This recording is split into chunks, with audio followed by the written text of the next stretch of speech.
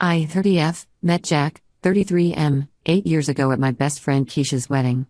I wasn't even supposed to be there since I had a work commitment, but Keisha begged me to be her bridesmaid. That last-minute decision changed my life forever. Jack was the best man, and from the moment I saw him, I was drawn to his confidence. He was charming, successful, and seemed to have his life together. He owned a software development company and had just bought his first house. During the reception, we spent hours talking about everything from our childhood dreams to our future goals. Jack told me how he came from a humble background and built his company from scratch. His dedication to his work and family values impressed me. By the end of the night, we had exchanged numbers. My older sister Marie was thrilled when I told her about Jack. She had always been protective of me, especially after my disastrous relationship with my college boyfriend who cheated on me with my roommate. Marie said Jack seemed different, more mature and established. She encouraged me to give him a chance despite my hesitation about dating again. Our courtship was like a fairy tale. Jack would surprise me with thoughtful gifts and plan elaborate dates. He got along great with my family, especially Marie. They shared similar interests in art and classical music. My parents adored him because he came from a good family and had strong traditional values. They were particularly impressed by how he took care of his elderly parents. After dating for 4 years, we got married in a beautiful ceremony that my parents helped plan. Marie was my maid of honor and gave a touching speech about how happy she was that I had found someone like Jack. Everything seemed perfect. Jack supported my career, encouraged my independence, and never made me feel guilty about my work travel. I work as a sales representative for a pharmaceutical company, which requires me to travel at least 2 weeks every month. My sister Marie always said it wasn't fair to Jack that I was away so much. She constantly suggested that I should consider finding a different job or at least cut back on my travels. But Jack assured me he understood and even encouraged me to take more trips, saying it was good for my professional growth. Looking back, I should have seen the red flags. Jack was too perfect, too understanding. He never complained about my absences, never showed any signs of missing me. Instead, he would encourage me to extend my trips if needed. When I would try to come back early to surprise him, he would seem almost annoyed rather than happy. About 6 months ago, I started noticing changes in his behavior. He became very protective of his phone and would never let me near it. If I walked into the room while he was texting, he would quickly put his phone away or turn it face down. When I asked him about it, he said it was work-related and that I was being paranoid. He reminded me how busy his company was and how he needed to be available for his employees at all times. Marie defended him, saying I was probably projecting my guilt from being away so much. She suggested I was letting my past experience with my college boyfriend cloud my judgment of Jack. My parents agreed with her, saying I should trust my husband more and stop creating problems where there weren't any. Things got worse when I found women's clothing in our guest room, a blouse and a pair of earrings that definitely weren't mine. When I confronted Jack about it, he had an explanation ready. He claimed they belonged to his co-worker Hannah, who had stayed over during a late-night project when her car broke down. The explanation seemed reasonable, but something felt off. The blouse was exactly Marie's style, but I pushed that thought away, not wanting to let my imagination run wild. I tried talking to my parents about my suspicions, but they dismissed my concerns. My mom said I was being paranoid and that Jack was a good man who would never cheat. My dad suggested that maybe if I was home more often, I wouldn't have these insecurities. They made me feel like I was going crazy. Last month, I had to go on a business trip to Chicago for a week-long conference. The night before I was supposed to leave, Jack seemed unusually excited and kept asking me what time my flight was. I told him it was at 8 a.m. That morning, I drove to the airport but couldn't shake off the feeling that something was wrong. For the first time in our marriage, I decided to trust my gut. I turned around and went back home. When I pulled into our driveway, I noticed Marie's car parked a block away. My heart started racing as pieces started falling into place: the mysterious clothes, Jack's protectiveness over his phone, Marie's constant defense of him. I quietly entered the house using my key and heard voices coming from upstairs. I quietly went up and found Jack in our bedroom with Marie. They were both naked in our bed, the bed Jack and I had picked out together when we first got married. When they saw me, Marie quickly grabbed her clothes while Jack just stood there looking angry rather than guilty. It was like he was annoyed at being caught rather than ashamed of betraying me. What happened next shattered my world completely. Instead of apologizing, they both started yelling at me. Marie said I was never there for Jack and that he needed someone who could give him proper attention. She said I was too focused on my career to be a good wife. Jack joined in, saying he and Marie had genuine feelings for each other and that they had been seeing each other for the past 2 years. My sister even had the audacity to say that mom and dad knew about their relationship and were okay with it because they thought Jack deserved better than me. She said they had been having Sunday dinners together at our parents' house while I was away on business trips. My parents had been hosting my husband and sister's affair under their own roof. I left the house in shock and drove to my parents' place, hoping Marie was lying about their involvement. But when I got there, I discovered the full extent of the betrayal. My parents admitted they knew about the affair. My mom's explanation made me physically sick. She said that since Marie couldn't have children of her own due to a medical condition, they thought it would be nice if she could have a family with Jack. They had been encouraging the affair because they believed Marie and Jack would make a better couple. According to my mom, Marie had always been envious of my ability to have children, even though Jack and I had chosen not to start a family yet due to my career. My parents thought it was selfish of me to deny Jack a family when my sister, who couldn't have children, was ready to give up everything to be with him. I packed whatever I could and moved in with my friend Keisha. Jack sent me divorce papers the next day through his lawyer. My entire family is acting like I'm the one who did something wrong. They keep saying I should be understanding of Marie's inability to have children and that I should be happy my sister found someone who loves her. The betrayal from my family hurts more than Jack's infidelity.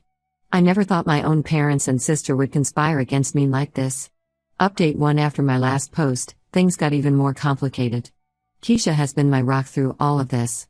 She was the one who suggested I get tested for STD since we had no idea how long Jack had been cheating. Initially, I resisted the idea because I trusted that Jack had been faithful until Marie came into the picture. But Keisha reminded me how Jack's behavior had changed long before I caught them. I made an appointment at a clinic far from our neighborhood, scared of running into anyone who might know me. The waiting was terrible. Every minute felt like an hour as I sat there thinking about how my life had fallen apart in just 2 weeks. The doctor was kind and understanding, but that didn't make hearing the results any easier. I tested positive for chlamydia. When I called Jack to inform him about the STD, his reaction was exactly what I should have expected but still shocked me. Instead of apologizing or showing any concern, he accused me of sleeping around during my business trips. He said my constant traveling made it impossible for him to have given me an STD since we barely saw each other. The worst part was hearing Marie in the background, agreeing with him. After that call, I spent hours crying in Keisha's guest room. She suggested we do some digging into Jack's past since his reaction seemed practiced, like he'd done this before. We started with his email accounts. I still had access to our shared cloud storage where Jack kept most of his old emails backed up. He probably forgot I could still access it. What we found made me physically sick. There were hundreds of emails between Jack and Marie going back almost 3 years. They had been planning this for longer than I imagined. The emails revealed how they coordinated their affair around my travel schedule. Jack would tell Marie when I had trips planned, and they would arrange their meetings accordingly. They even had a shared calendar marking my travel dates as their special time. But it got worse. We found emails where they discussed strategies to make me focus more on work so they could spend time together. Jack had been encouraging me to take more business trips not because he supported my career, but because it gave him more time with my sister. He had even suggested I apply for promotions that required more travel. The emails showed they had taken several vacations together while I was away on business. They went to places Jack and I had talked about visiting together: Paris, Rome, even the Maldives. My parents had helped them coordinate these trips, making sure I wouldn't find out. There were emails from my mom suggesting good times for them to travel based on my schedule. The most devastating discovery was about Marie's attempts to get pregnant. She and Jack had been actively trying to conceive for over a year. There were emails discussing fertility treatments, ovulation schedules, and planned doctor visits. Marie had written about how having Jack's baby would force me to grant a divorce quickly since no judge would want to keep a father away from his child. I confronted Marie about this at our parents' house. I wanted to face her with our parents present so they could see the truth about their perfect daughter. When I showed them the emails, Marie didn't even try to deny it. Instead, she said she deserved to be happy and that Jack was her soulmate.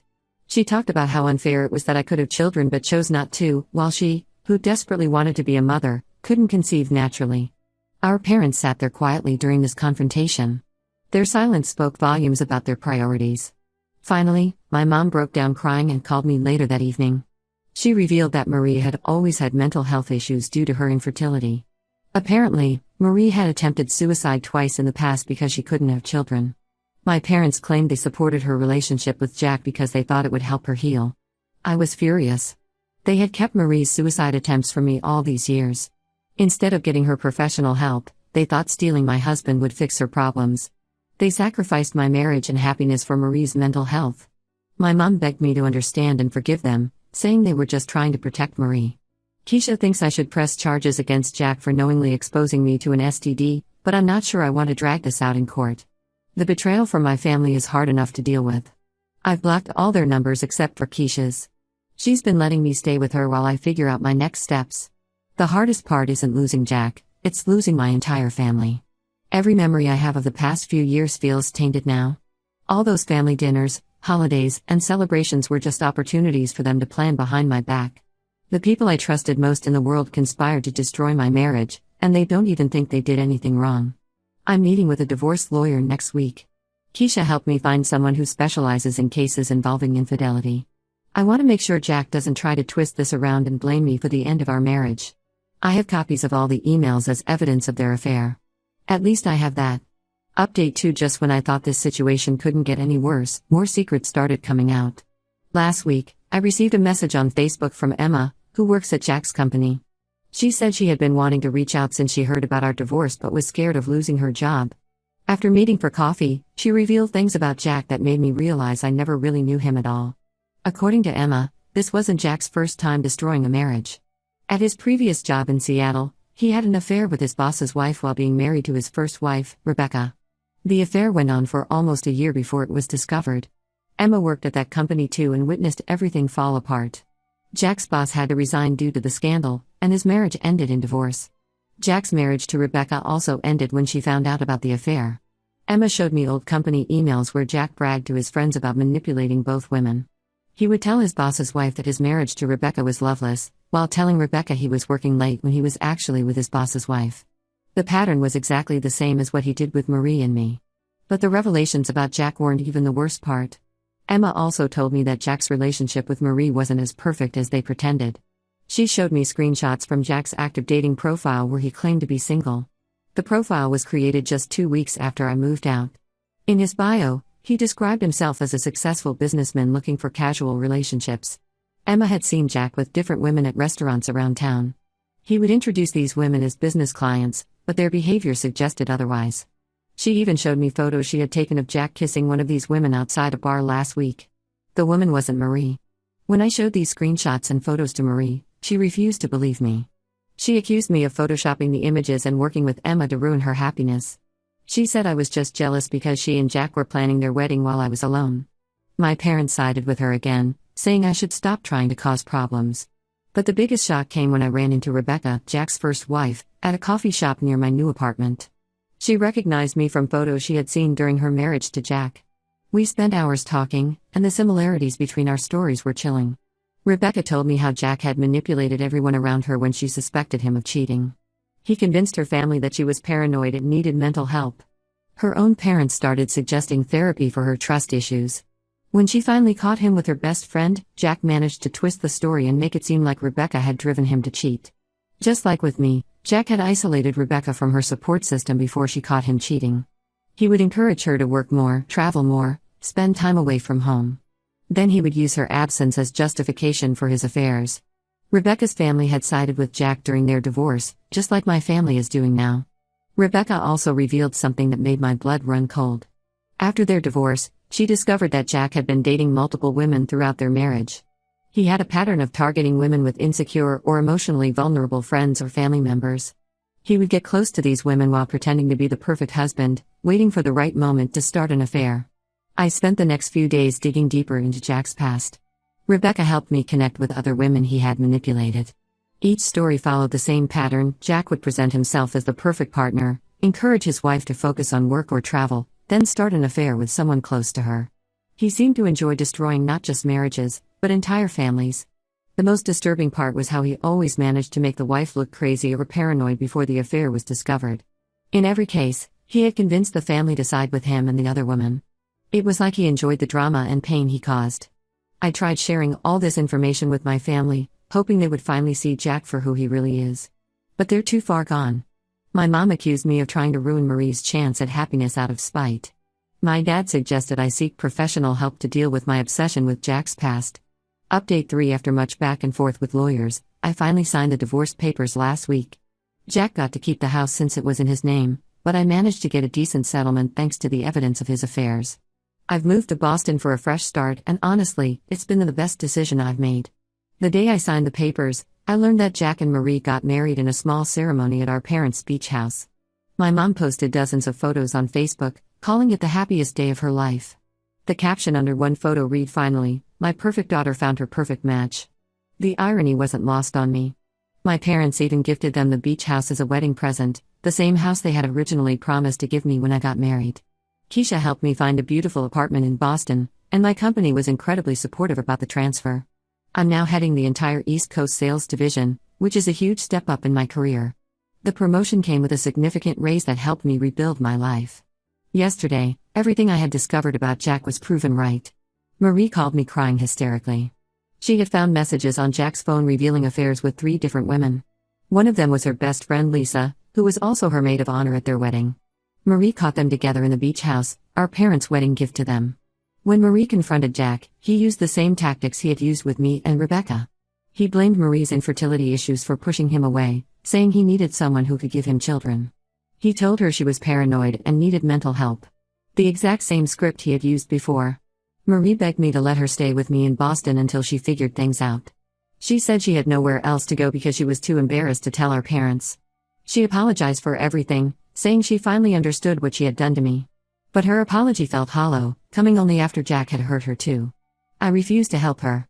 I told her that she made her choice 3 months ago when she married my husband and celebrated with our parents while I was alone. I reminded her how she had dismissed all the evidence I had shown her about Jack's past affairs. She cried harder, saying she was my sister and family should forgive each other. The hypocrisy was astounding. My parents found out about Jack's affairs through Marie. Instead of admitting they were wrong about him, they called me to blame me for not warning them properly about Jack's past. My mom said I should have tried harder to convince them. My dad suggested I should come home and help Marie through this difficult time since I had experience with Jack's cheating. I blocked their numbers after that call. I've realized that my family will never acknowledge their role in destroying my marriage. They'll always find a way to make everything my fault. Keisha says I should be glad to be rid of such toxic people, and she's right. The silver lining in all of this is that I've built a new life for myself.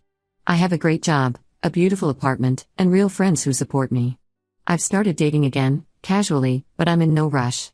I'm focusing on my healing and growth. Emma and Rebecca have become good friends. We meet regularly for coffee and help each other process our experiences with Jack.